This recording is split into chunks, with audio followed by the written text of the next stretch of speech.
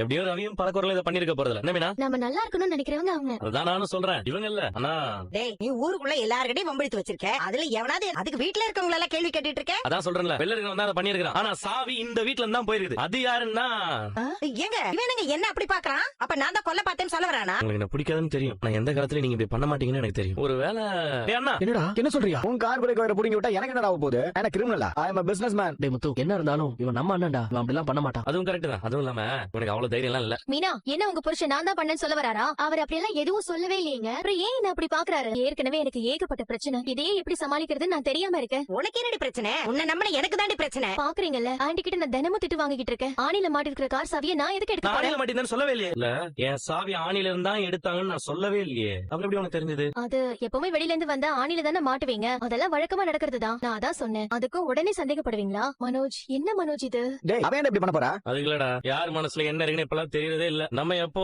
ஏதோ செஞ்சு வச்சு அதுக்கு பழி தீக்கிறதுக்கு இப்ப வச்சு செஞ்சுட்டு போயிடுறாங்க. ஆமா கரெக்ட் தான். இவங்க மாமான்னு சொன்னால நீங்க தானே வீட்டுக்கு கூட்டிட்டு வந்தீங்க. அந்த கோவம் ரோஹினிக்கு இருக்கும்ல. என்ன ஸ்ருதி, நீங்க இப்படி எல்லாம் சொல்லிட்டு இருக்கீங்க? இல்ல, நீங்க பண்ணீங்கன்னு சொல்லல, அந்த கோவம் இருக்கும்னு தான் சொல்றேன்.